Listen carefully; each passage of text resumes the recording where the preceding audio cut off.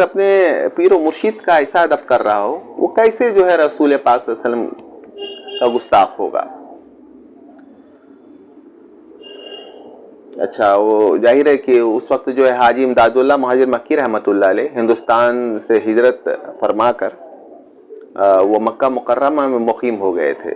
اس کا ایک الگ معاملہ ہے کہ وہ شاملی کی جنگ وہ پیش آئی، پھر وہ ماخوذ ہوئے، انگریز ان کو ڈھونڈا تو وہ ایک کمرے میں، اور پھر وہاں سے کس طریقے سے وہ غائب ہو گئے اور وہ مکہ مکرمہ ہی پہنچ گئے. وہاں خود مولانا قاسم نانوتوی رحمۃ اللہ نے لکھا ہے کہ اشارۂ غیبی سے آپ جو ہے یہاں سے ہجرت فرما گئے مکہ مکرمہ. تو ظاہر اس کتاب کو آب حیات کو اگر وہ چیک کرانا تھا، اس کی تصحیح کرانی تھی، تو آپ کو مکہ مکرمہ جانا تھا.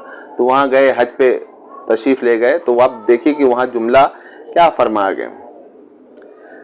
بیت اللہ کی طرف روانگی کا ذکر کرتے ہوئے جو کچھ ارقام فرمایا گیا ہے وہ بھی سننے کے قابل ارشاد ہوا. مطلب مولانا قاسم نانوتوی فرماتے ہیں، اور وہاں سے یعنی بندرگاہ جدہ سے باسوار یہ شتر 2 روز میں دونوں قبلوں کی زیارت سے مشرف ہوا. اب یہ دیکھیے 2 قبلہ جو ہے، ایک قبلہ تو کعبہ مکرمہ ہے نا، کعبہ ہے ہی ہے قبلہ ہمارا.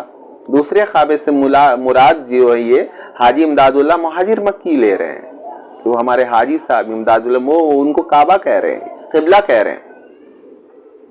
یہاں پہ جو ہے وہ حاشیے میں مولانا سید مناظر حسن گیلانی رحمۃ اللہ علیہ نے وہ لکھا ہے کہ بھئی یہ علماء دیوبند ہیں، اور مطلب ظاہر ہے مولانا قاسم نانوتوی کا کیا مقام و رتبہ ہے دیوبند میں.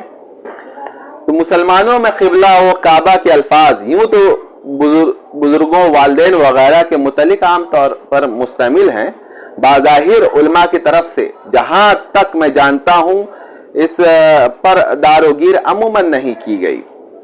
یہ مستعمل ہے. یوں بھی جس کی طرف رخ کیا جائے حقیقتاً اس کو قبلہ کہتے ہیں. پھر حق سبحانہ تعالیٰ کو اپنا مطلوب